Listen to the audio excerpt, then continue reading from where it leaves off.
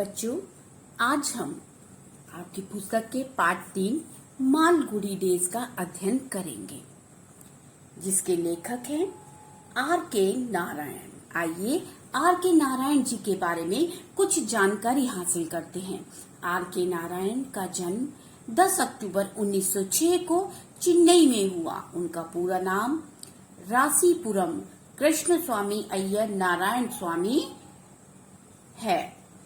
वे एक सुप्रसिद्ध भारतीय लेखक थे जो अपनी बेहतरीन काल्पनिक गांव मालगुडी की रचनाओं के लिए जाने जाते थे। यानी ये जो कहानियां आप पढ़ रहे हैं, ये लेखक की काल्पनिक है, यानी उनकी कल्पना में जो उनके सपनों का जो गांव है, ये वो उन्होंने उसको ही जीवित किया है। यानी जो वो कल्पनाओं में सोचते थे, एक गांव ऐसा होगा, ऐसा बच्चा होगा, इस तरीके के लोग होंगे, वो उन्होंने उसे कहानी की शक्ल देकर पेपर पर लिख दिया।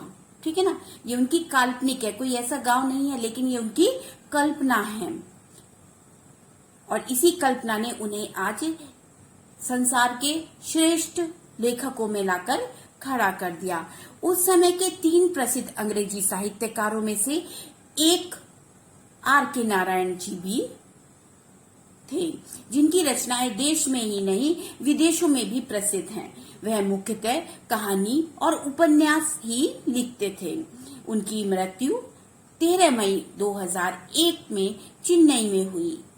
पुरस्कार: पद्म विभूषण, साहित्यिक अकादमी पुरस्कार। रचनाएं: the dark room, the English teacher, my days, Malgudi days, the world of story teller. आइए कहानी का अध्ययन करते हैं। इसमें एक स्वामी नाम का बच्चा है। ठीक है, एक छोटे से गांव की, कस्बा बोल लीजिए, ये कहानी जो है वहां की है। तो वो जो छोटा बच्चा है उसका नाम स्वामी है, और वो भी आप ही की तरह है। यानी वो भी, उसके भी परीक्षा का उसकी आज अंतिम परीक्षा है, और अंतिम परीक्षा के जो आखिरी के आधा घंटा, 10 मिनट, आधा घंटा होते जब आप अपना पेपर कर लेते हैं, उसके बाद आप इधर उधर देखने लगते हैं परीक्षा भवन में कि मेरे किस किस दोस्त ने पेपर कर लिया। और जब आप पेपर देकर बाहर निकलते हैं तो आप पर अनुशासन की कोई जरूरत ही नहीं होती। आप अनुशासन वही भूल आते हैं और आप ऐसे भागे चले जाते हैं जैसे आपको आज पहली बार आजादी मिली। और आप लोग नीचे आके अपने दोस्तों से बातें करते, क्या करेंगे, क्रिकेट खेलेंगे, क्या करेंगे, हम कहाँ जाएंगे। तो वैसे ही स्वामी खुश था, क्योंकि आज उसका अंतिम पेपर था। आइए कहानी पढ़ते हैं। ये कहानी आपको उत्साह से भर देगी। ये जब पढ़ेंगे आप, तो ये आप देखेंगे तो ये आप ही के दोस्तों, आज आपके आसपास के माहौल को फिर से जीवित कर देगी। जो आप स्कूल अब नहीं जा रहे, तो वो कहानी जब आप ये कहानी पढ़ेंगे तो आपको लगेगा स्कूल में जो आनंद आप लेते थे उसका आपको अनुभव होगा। एक तरफ सूखे होठ, सूखे गाल, साई में रंगी उंगलियां, व थकान, और दूसरी तरफ परीक्षा खत्म होने की खुशी के साथ स्वामी अंतिम दिन परीक्षा भवन के बाहर निकला। यानी वो परीक्षा देकर बाहर आ चुके थे स्वामी। बाहर खड़े होकर उसने पीछे हॉल पर नजर डाली तो थोड़ा बेचैन हो गया। उसकी अगर सभी लड़कों ने उसकी तरह 20 मिनट पहले उत्तर पुस्तिका दे दी होती तो शायद उसे अच्छा महसूस होता, क्योंकि उसने तो रिवाइज किया ही नहीं। उसने उत्तर पुस्तिका दे दी, अपनी आंसर शीट दे दी, और दोस्त जो है अभी कर रहे थे, कोई रिवाइज कर रहा था, कोई प्रश्न करने के लिए इधर उधर देख रहा था, तो वो तो दे दा के आ गए अपना। वो बाहर वेट कर रहे कि कोई भी नहीं आया, तो उनको अच्छा नहीं लग रहा कि सभी लोग काश पहले आ जाते। फिर वो देखते हैं गौर से अपने दोस्तों को। राजम दूसरे रोशनदान के नीचे बैठा था और मशीन की तरह कलम चलाए जा रहा था। मटर सीट से पीठ टिकाए अपने उत्तर दोहरा रहा था। एक अध्यापक कुर्सी पर बैठे ऊँघ रहे थे। जैसे ड्यूटी करते करते एक उबासी सी आने लगती है, उसको कहा है। और दूसरे अनबुझी दृष्टि से एक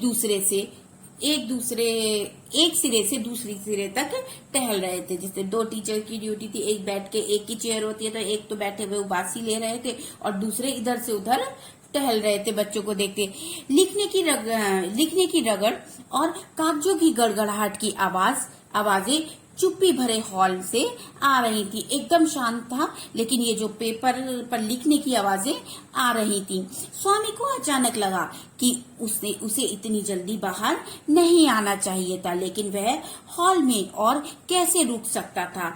तमिल का पेपर 5 बजे तक चलने वाला था। उसने आखिरी सवाल की आखिरी पंक्ति 4:30 बजे लिख ली थी। 6 प्रश्नों में से पहला प्रश्न उसने संतोषजनक रूप से किया था। दूसरे के बारे में उसे संदेह था। तीसरा ठीक था और चौथे के बारे में उसे साफ पता था कि वह गलत है, लेकिन उसे सही उत्तर का भी पता ना था। छठा प्रश्न सबसे अच्छा था। इसका उत्तर देने में उसे 1 मिनट लगा था। प्रश्न था, ब्राह्मण और शेर की कहानी से क्या शिक्षा मिलती है। अब आप मतलब ये उसका अंतिम प्रश्न था। एक ब्राह्मण तालाब के किनारे से गुजर रहा था। दूसरे किनारे से एक शेर ने उसे आवाज लगाई और उसे सोने की चूड़ी देने की बात कही। ब्राह्मण ने पहले तो चूड़ी लेने से मना कर दिया, किंतु जब शेर ने अपनी को भोला भाला और सच्चा बताया तो ब्राह्मण पानी में तैरकर उसके पास पहुंच गया। इससे पहले कि वह सोने की चूड़ी लेने के लिए अपना हाथ आगे बढ़ाता, वह शेर के पेट में पहुंच गया। यानी वो चूड़ी लेने के लिए अपना हाथ आगे बढ़ाता शेर के पास, शेर उससे पहले उसे खा चुका था। स्वामी को यह फैसला करने में 1 मिनट लगा कि कहानी की शिक्षा यह है कि जब शेर सोने की चूड़ी दे तो उसे हमें नहीं लेना चाहिए, या सोने की चूड़ी का प्यार आदमी की जान ले लेता है। उसे दूसरे जवाब में अधिक शिक्षा दिखी तो उसने लिख दिया। उसे समय काटना मुश्किल लगा। पेपर 3 घंटे की बजाय 2.5 घंटे का क्यों नहीं रखा गया। स्वामी का पेपर जल्दी खत्म हो गया। उसने पेपर सबमिट कर दिया। आधे घंटे पहले ही हॉल से बाहर आ गए। अब वो मतलब बेचैन थे कि मेरे दोस्त क्यों नहीं आए अब तक। उन्हें यह था कि पेपर 3 घंटे का नहीं होना चाहिए था, बल्कि 2.5 घंटे का ही होना चाहिए था। उसने देखा कि एक अध्यापक उसे देख रहे थे।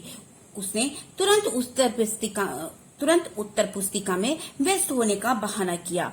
उसने सोचा कि ऐसा करने से वह उत्तर पुस्तिका को थोड़ा दोहरा भी सकता है। फिर पन्ना पलटते हुए आखिरी सवाल के जवाब पर नजर गड़ाई।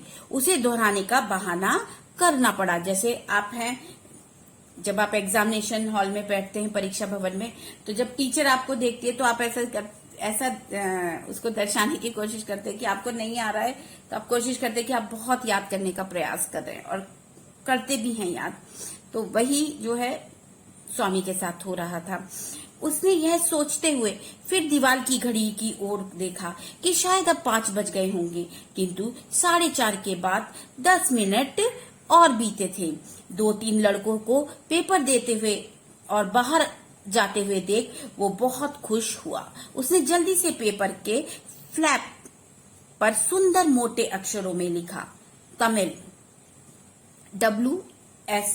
स्वामीनाथन, फर्स्ट फॉर्म का मतलब कक्षा, ठीक, फर्स्ट कक्षा है ना, फॉर्म माने कक्षा। A section, Albert mission school, Malgudi, दक्षिण भारत, एशिया। घंटी बजी। टोलियों में लड़के हॉल से निकले। पिछले 3 घंटों का वातावरण एकदम बदल गया। चारों ओर उत्साहपूर्ण बातचीत का कोलाहल भर गया। यानी जो 3 घंटे में एकदम सन्नाटा छाया हुआ था, एकदम शांत वातावरण था कि एग्जाम चल रहा था, एकदम चुपचाप जैसे अपने स्कूल में रहता है। और जब पेपर खत्म होता है तो इतनी बात उत्साह से, यानी जोश में बच्चे बात कर रहे थे। कोलाहल माने शोर, उत्साहपूर्वक माने जोश। तो बच्चे जोश में आकर कि भाई पेपर खत्म हो गया, लास्ट पेपर था, जोर जोर से जो बातें कर रहे थे, उससे उसका शोर, जो शांत वातावरण था, चारों ओर आज अब इस समय कैसा वातावरण था एग्जाम खत्म होने के बाद? चारों ओर शोर का वातावरण था। स्वामी ने एक सहपाठी से पूछा, तुमने आखिरी सवाल के जवाब में क्या लिखा? कौन सा? शिक्षा वाला? तुम्हें याद नहीं? अध्यापक जी ने कक्षा में क्या बताया था? सोने के लालच में ब्राह्मण की जान गई। सोना वहां कहाँ था? वहां तो सिर्फ सोने की चूड़ियां थी। तुमने उसका जवाब कितना लंबा दिया? स्वामी ने आपत्ति की सोने की तो चूड़ियां दी, सोना कहाँ था वहां पर? तो आर्ग्यूमेंट्स दोनों में, दोस्तों में जो बातचीत होती है वो चल रही। एक पृष्ठ का, यानी एक पृष्ठ माने पेज, एक पेज का सहपाठी ने उत्तर दिया। थोड़ी देर में उसे राजम और शंकर मिले। हाँ भाई, तुम लोगों को पेपर कैसा लगा? स्वामी ने पूछा। तुम्हें कैसा लगा? शंकर ने पूछा। बुरा नहीं था, स्वामी ने जवाब दिया। तमिल से ही डर लग रहा था, अब लगता है मैं बच गया। पास होने लायक तो नंबर मिल ही जाएंगे, राजम ने कहा। अरे तुम जानते हो ना, कल से स्कूल की छुट्टी। तो फिर कल क्या करोगे? किसी ने पूछा। इतने सारे दोस्तों में एक बीच में से आवाज आई, फिर कल क्या करोगे? शंकर ने कहा, मेरे पिताजी ने तो छुट्टियों में पढ़ने के लिए कई किताबें खरीदी हैं, जहाजी, सिंदबाद, अली बाबा आदि। मणि हाथ ऊपर उठाकर रोता चिल्लाता हुआ आया। वक्त बहुत ही कम था, वरना मैं आखिरी सवाल को भी उड़ा सकता था। यानी जो मणि था वो सबसे लास्ट में निकल कर आया जब ये दोस्त बातें कर रहे थे।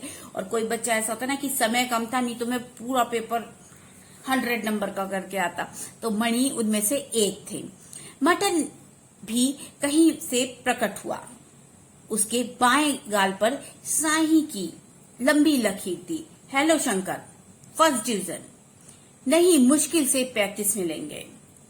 15 मिनट बाद फिर घंटी बजी। सारा स्कूल हॉल में इकट्ठा हो गया। सबके चेहरे पर खुशी और बातों में अच्छी दोस्ती की झलक थी। अध्यापक जी ने भी अपनापन दर्शाते हुए खुश लग रहे थे। जैसे बच्चों को खुशी होती है छुट्टी की, तो शायद टीचर्स को भी खुशी होती है कि उनको भी कुछ समय फ्री मिलेगा। तो टीचर्स भी खुश थे, अपनापन दिख रहा था सबके अंदर। हेडमास्टर साहब मंच पर आए और शोर के थमने का इंतजार करने के बाद उन्होंने छोटा सा भाषण दिया। उन्होंने कहा कि स्कूल जून को की 19 तारीख तक बंद रहेगा और 20 जून को खुलेगा। उन्होंने आशा व्यक्त की कि लड़के अपना समय बर्बाद नहीं करेंगे और कहानियों की किताबें पढ़ते रहेंगे तथा अगली कक्षा की किताबों पर भी नजर डालते रहेंगे, क्योंकि वे उम्मीद करते हैं कि सब लड़के अगली कक्षा में जाएंगे। यानी जो प्रधानाचार्य थे, हेडमास्टर, उन्होंने सब बच्चों से कहा कि सभी बच्चे समय व्यर्थ नहीं करेंगे, कहानी की किताब पढ़ेंगे, अपने नई क्लास में जाएंगे तो उसकी किताबें पढ़ेंगे, क्योंकि वो आशा करते हैं कि सभी बच्चे अच्छे नंबरों से उत्तीर्ण होंगे, यानी पास होंगे। अब 1 मिनट और प्रार्थना होगी और उसके बाद सब लड़के अपने अपने घर जाते हैं। प्रार्थना के अंत में जैसे तूफान आ गया। ऊंची आवाजें और चिल्लाहटों का झुंड रेले की तरह हॉल से बाहर निकला। इस सारी भगदड़ में स्वामी मणि के साथ लगा रहा, कि मतलब सब लोग भगदड़ मचने लगी चारों ओर, क्योंकि सभी बच्चे तेज आवाज में कि आज से छुट्टी है, आज से हम एंजॉय करेंगे, हम अच्छे से घूमेंगे फिरेंगे। इस चक्कर में सब खुश थे, लेकिन इतनी भगदड़ में भी स्वामी मणि के साथ लगा हुआ था। मणि ने स्कूल के गेट पर तेजी से कदम किया, किसी की कलम छीनी, किसी की दवात और उन्हें तोड़ दिया। जैसे कुछ बच्चे शैतान होते, कोई के बच्चे की पेन छीन लिया चलते चलते, मतलब किसी की शाही की इनकी बोतल है तो उसको तोड़ दिया, जैसे शैतान बच्चे जिनको हम बोलेंगे, ठीक। तो वो सब मणि कर रहे थे। उनके आसपास के लड़कियों की खुशी और उत्तेजना से भरी भीड़ थी। एक एक चीज के टूटने पर भी खूब शोर मच रहा था। एक दो छोटे बच्चों ने दबे स्वर में विरोध किया, लेकिन मणि ने उनके हाथों से भी दवात छीन ली। यानी कुछ बच्चे थे जो कह रहे थे मत तोड़ो हमारा सामान, मत तोड़ो, लेकिन इतनी शोर में उनकी आवाज कहीं दब गई।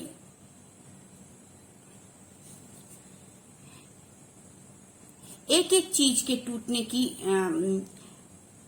लेकिन मणि ने उनके हाथों की भी दबातें छीन ली। फिर ढक्कन खोलकर स्याही उन्हीं के कपड़ों पर गिरा दी।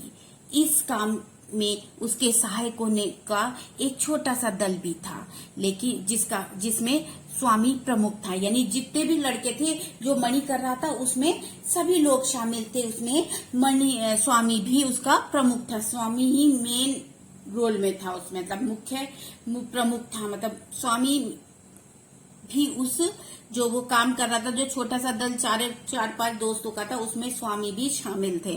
उस क्षण के उत्साह में आकर उसने अपनी दवात खुद ही अपने सिर पर पलट ली थी। कि मतलब इतने उत्साहित थे कि बच्चों ने खुद ही अपनी इंक की बोतल अपने सिर पर पलट ली। बहती हुई स्याही से उनकी आंखों के नीचे काले घेरे पड़ गए थे। इसके साथ ही सैकड़ों कंठों से निकले विजय घोष से आसमान गूंज रहा था। ऐसे लग रहा था जैसे कोई सेना मतलब जीत के आ रही हो, युद्ध जीत के आ रही हो, विजय की घोषणा हो रही है। तो ऐसे ही जब बच्चे स्कूल से बाहर निकल रहे थे, इतना शोर कर रहे थे। किंतु कुछ और दावतें फोड़ गईं, फिर कुछ और दवातें फोड़ी गईं तथा कुछ और कलमें तोड़ी गईं। इस सारे तमाशे के बीच मणि जोर से बोला, कोई सिंगाराम की पगड़ी ले आए तो उसे रंग दूं। स्कूल का चपरासी सिंगाराम एकमात्र व्यक्ति था जो आजादी के इस उत्साह से प्रभावित नहीं था। जैसे ही उसकी कानों में भनक लगी कि उसकी पगड़ी को रंगने की योजना बन रही है, वह डंडा लेकर भीड़ की तरफ दौड़ा और उधम मचाने वालों को भगा भगा कर तितर बितर करने लगा। यानी मणि, इस जितना भी ग्रुप था उसमें मणि जो था सबसे शैतान बच्चा था। कुछ ने तो अपनी ही इंक अपने सिर पर डाली, लेकिन मणि जो भी उसका विरोध कर रहा था उस सब की इंक की बोतल छीन लेता था। पहले इंक और कलम से लिखा जाता था, ये पेन नहीं होते थे, तो पेन को डुबो कर कलम से लिखते होंगे। तो वो जो दवातें फोड़े जा रहे थे, तो मतलब इतने खुश थे मणि, बोलते हैं कि जाओ सिंघाराम की पगड़ी लेकर आओ, क्योंकि वो जो चपरासी था वो पगड़ी पहनता था, कि आज मैं उसको भी रंग दूंगा। इतने अधिक खुश थे वो, पुलिस से ज्यादा उत्साहित थे। तो ये जब भनक चपरासी के कानों में पड़ी तो वह डंडा लेकर आ गया, क्योंकि उसे उत्साह नहीं था, क्योंकि उसे तो रोज ड्यूटी पर आना है, वही काम करने हैं, तो वो उत्साहित नहीं था। वो उन्होंने आकर अपना डंडा लेकर आए और उधम मचाने वाले बच्चों को तितर बितर कर दिया। इसके लेखक कौन है? R.K. नारायण। जीवन मूल्य, इसकी शिक्षा आपको क्या मिलती है? हमें पढ़ाई पर ध्यान देना चाहिए और अनुशासन में रहना चाहिए। हमें मणि की तरह ये कार्य नहीं करने चाहिए। स्कूल के अंदर छुट्टी है, उसका आनंद लीजिए।